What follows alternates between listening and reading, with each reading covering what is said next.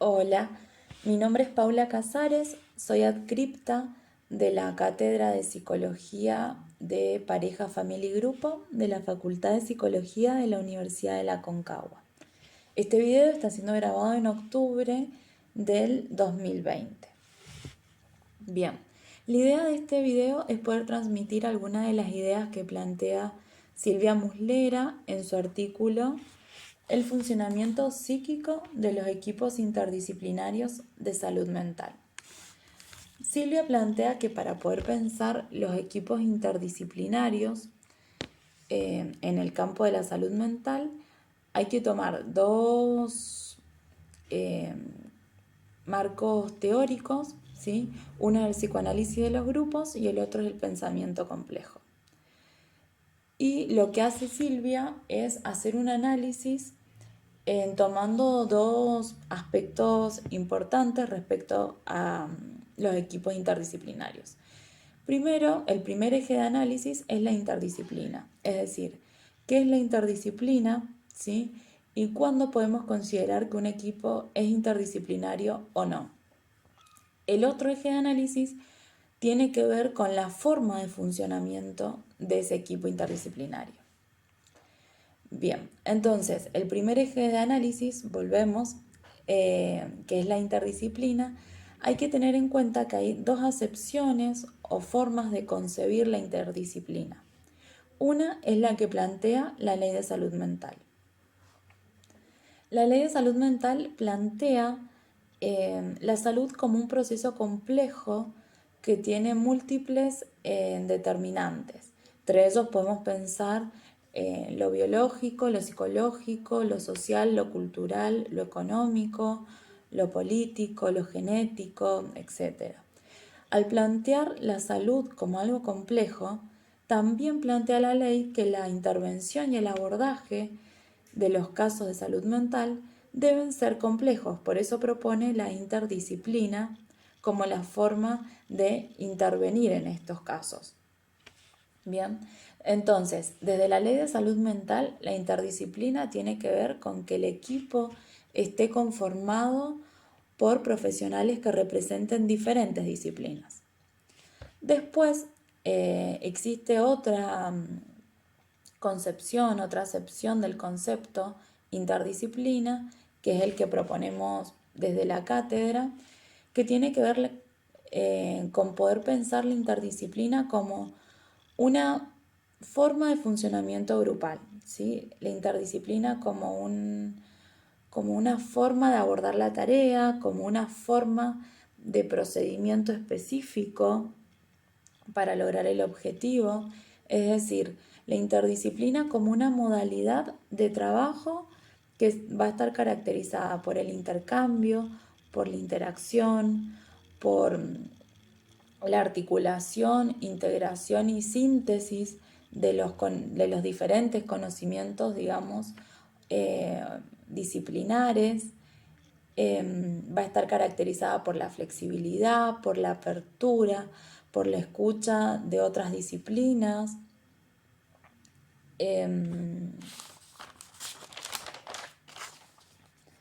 Bien, es decir, que la interdisciplina se trata de poner en juego los saberes disciplinares para resolver alguna problemática que es considerada compleja. Bien, por lo tanto, la primera conclusión que propone Muslera es que la concepción de la ley de salud mental, ¿sí? O sea, la concepción de interdisciplina en la ley de salud mental es adecuada, digamos, pero es una concepción parcial, ya que es necesario para la interdisciplina la reunión de profesionales que representen diferentes campos de conocimiento, pero no es suficiente. Para que haya interdisciplina también se necesita esta forma de proceder que va a estar favorecida por un dispositivo metodológico específico, es decir, un dispositivo que organice el trabajo de forma tal que propicie o que favorezca estas características, ¿sí? En el grupo. Ese es el primer eje de análisis que plantea Muslera. El segundo eje de análisis tiene que ver con la forma de funcionamiento grupal. Para entender esto, es necesario explicar previamente que en todo grupo coexisten simultáneamente dos formas de funcionamiento.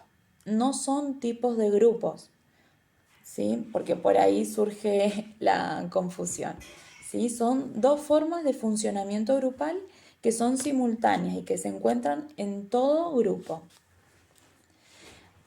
Una de estas formas de funcionamiento está caracterizado por un funcionamiento justamente más adaptativo, ¿sí? Un funcionamiento en donde el grupo tiene contacto con la realidad, donde un grupo utiliza métodos racionales, coherentes y pertinentes al objetivo, ¿sí?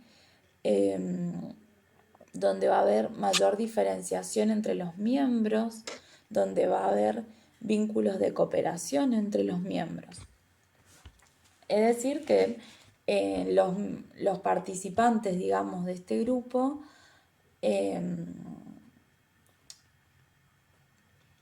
o que más que nada sería que este grupo va a favorecer los aspectos más adaptativos de la personalidad de cada uno de los integrantes. Mientras que por otro lado, la otra tendencia está caracterizada por aspectos más bien regresivos, ¿sí? Se trata de una lógica que va a estar determinada por formaciones del inconsciente, ¿sí? Donde van a predominar vínculos más narcisistas, ¿sí? Un funcionamiento más primitivo. Entonces, estas dos formas de funcionamiento, que así explicadas son como desde el psicoanálisis, ¿para qué nos sirven en los equipos interdisciplinarios? Entonces la idea es poder observar desde lo fenomenológico, ¿sí? Cómo se manifiestan, ¿sí? Y cómo está funcionando ese equipo. Es decir, ¿hay un predominio de la tendencia adaptativa o un predominio de la tendencia regresiva? Porque para que un equipo funcione interdisciplinariamente es necesario un predominio de la tendencia adaptativa, ¿sí? Entonces, cuando un equipo interdisciplinario funcione adaptativamente, ¿sí? ¿Qué se puede observar? Que van a compartir un marco epistemológico.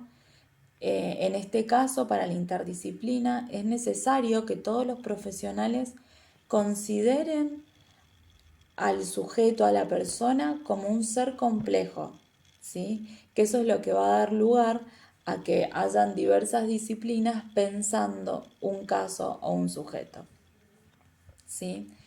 Se va a caracterizar por vínculos de cooperación, ¿sí? También por la construcción conjunta que puedan realizar estos profesionales. Esta construcción conjunta no va a borrar, digamos, la especificidad de cada disciplina, porque también es necesaria, ¿sí? También un grupo donde haya un predominio de esta tendencia adaptativa se va a poder caracterizar porque adopte una metodología específica, ¿sí? Que favorezca este funcionamiento interdisciplinario, dando lugar a las especificidades, pero también dando lugar a momentos de integración y de síntesis entre las disciplinas. Bien. Por otro lado, cuando un grupo o un equipo de trabajo, mejor dicho, funcione con un predominio en el polo más fantasmático, en el polo más regresivo, lo que vamos a observar son vínculos más narcisistas, ¿sí?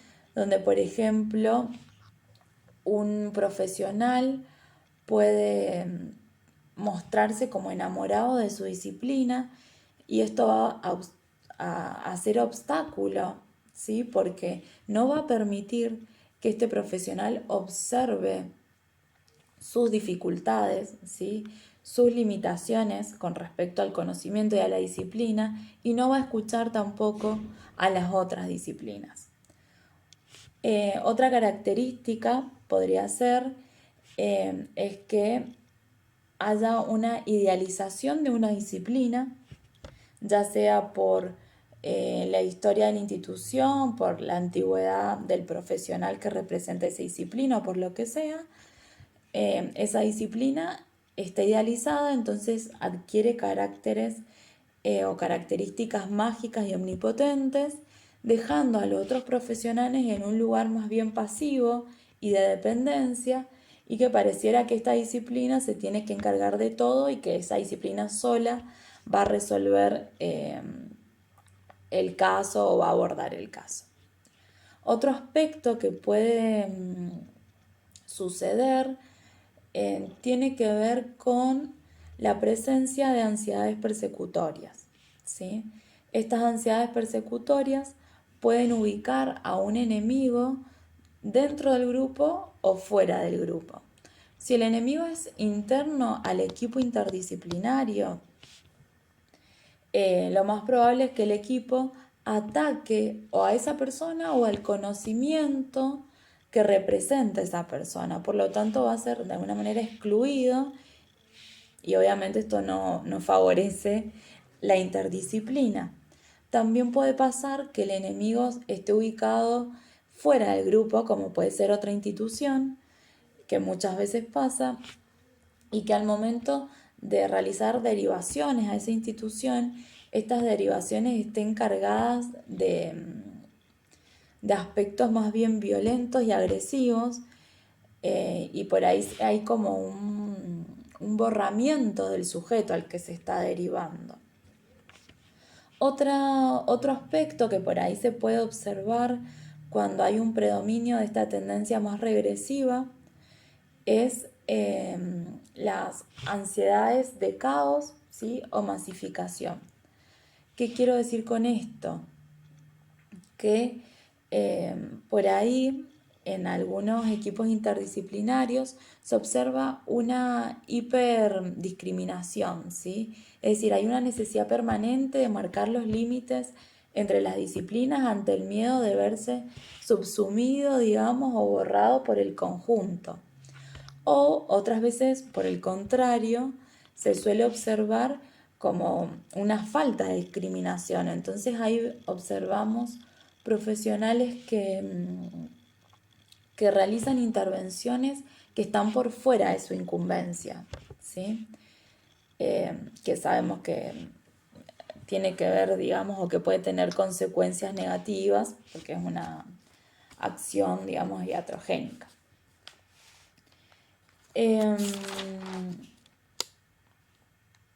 Y otra cuestión que se suele observar en este tipo de equipos es un sentimiento de inermidad, se le llama, que es decir, que sienten una falta de recursos, de herramientas o de armas para intervenir, para abordar las situaciones. Esto se debe a los casos gravísimos que se ven en el ámbito de la salud mental, ¿sí? Y también por la demanda y la sobreexigencia que cargan estos equipos.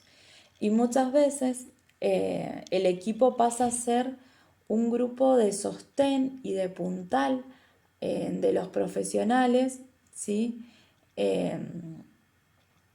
Digamos, de sostén emocional, ¿sí? Y pierden así, por supuesto, cualidades más bien adaptativas, ¿sí? Y de trabajo. Bueno, estas son algunas de las ideas que quería compartir del texto de Silvia Muslera. Muchas gracias.